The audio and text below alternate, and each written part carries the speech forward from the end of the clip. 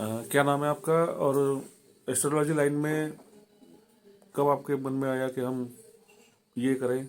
जी जी। और अभी तक आप कहाँ तक पहुँचे हैं इस लाइन? मेरा नाम विभु अवस्थी है और मैं एक यूट्यूबर एस्ट्रोलॉजर हूँ।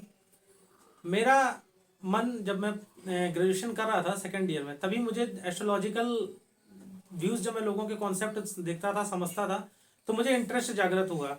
फिर मैंने ये अपना ध्येय बनाया कि मुझे एस्ट्रोलॉजी में ही आगे बढ़ना है।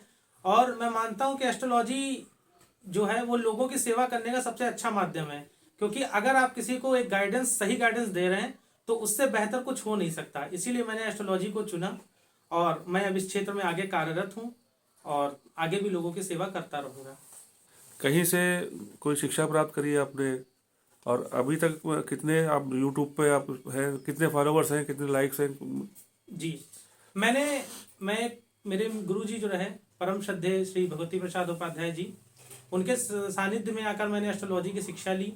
और मेरे यूट्यूब पे ज्योतिष प्रकाश पुंज के नाम से चैनल चलता है, जहाँ पे मेरे 4,500 फॉलोवर्स हो चुके हैं। और उसी पे मैं निरंतर अपने ज्योतिषी प्रोग्राम डालता रहता हूँ, अपलोड करता रहता हूँ और जनता का प्यार समर्थन प्राप्त होता रहता है। आज का जो युग है वो टोटली साइंस पर है। जी। ज्योतिष पे आदमी क्यों विश्वास करे?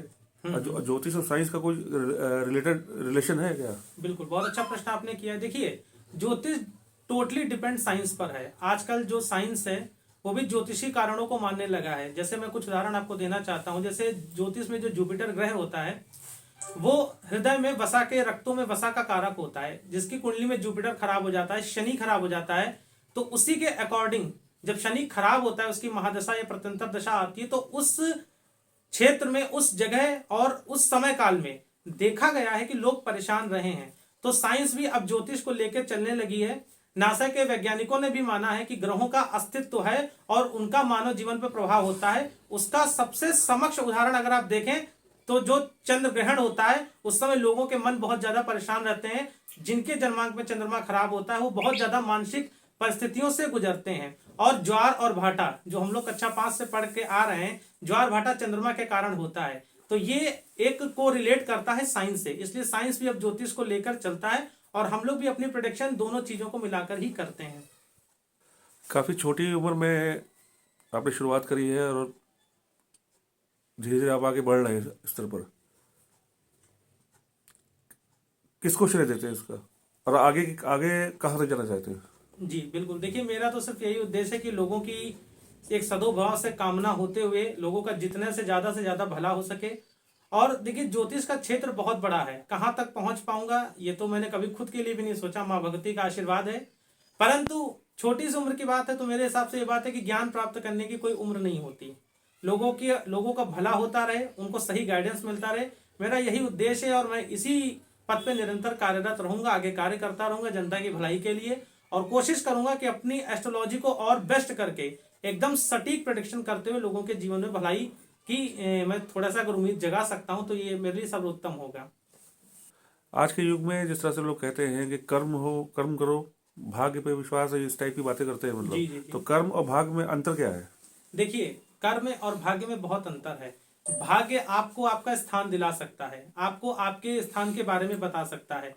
भाग्य आपको एक राजा के घर पैदा कर सकता है, परंतु आपको अगर राजा बनना है तो उसके लिए कर्म करना पड़ेगा। इसीलिए भगवान ने, श्री कृष्ण ने खुद गीता में कहा है, कर्मण्येवाधिकारस्ते मां फलेषु कदाचनम। अर्थात कर्म को आप महानता दीजिए। जैसे ज्योतिष है, ज्योतिष में भी अगर आपके किसी जन्मांक में आपको किसी ने बताया कि आप एक आईएएस बनेंगे, आपके में वो योग है, उस समय अंतराल में आपको उन चीजों का लाभ भी मिलेगा। परंतु यदि आपका कर्म नहीं है तो आपको कुछ भी प्राप्त नहीं होगा, आप उस स्तर पर नहीं पहुंच पाएंगे। तो कर्म श्रेष्ठ है। जिस तरह से आपने देखा है कि कई राज्यों में आपके आर्टिकल छपे हुए हैं, जी जी जी। कैसे देखते हैं आप?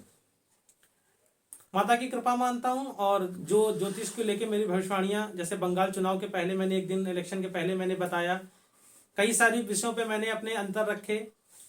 राम मंदिर के फैसले को लेके भी मैंने, विराट कोहली जी को लेके मैंने कुंडली इनकी देखी थी, मैंने बोला था इनकी कैप्टेंसी चली जाएगी और वही हुआ। तो कई सारी चीजें जब सत्य होती हैं तो आप ही मीडिया बंधु के लोग उनको हाईलाइट करते हैं और माता का आशीर्वाद मानता हूं। और कोशिश करता हूँ कि ज्यादा से ज्यादा प्रेडिक्शन मेरी सही हो। बस मैं इसको इन्हीं शब्दों में देखता हूँ। आखिरी सवाल है आपसे, जी जी। क्या संदेश देना चाहते हैं जनता को? जनता को मैं ये संदेश देना चाहता हूं कि जगह जगह ना भटकें, एक ही साधे सब सदे, सब साधे सब जाए। एक बार अपने जन्मांक किसी अच्छे एस्ट्रोलॉजर को दिखाएं, उससे केवल अपने प्रश्न, समुचित प्रश्न करें। और जो मैं जनता को देख रहा हूं कि आजकल यहाँ भटक रही है, वहां भटक रही है, एस्ट्रोलॉजी पे विश्वास करें। देखिए, ज्योतिष एक दर्पण है, दर्पण आपको आपकी वास्तविकता दिखा देगा, बाकी आपका निर्धारण आपके कर्मों से होगा। तो एक बार किसी अच्छे एस्ट्रोलॉजर से सलाह लेके, कंसल्टेंसी लेके अपने जीवन को सफल बनाएं। जो मैं देख रहा हूं कि आजकल लोग इधर भाग रहे हैं, ये पूजा वो पूजा, उन सब विधानों में ना पड़ के एक अच्छे एस्ट्रोलॉजर से सलाह लेकर अपने जीवन का निर्धारण करें और सुखी जीवन व्यतीत करें।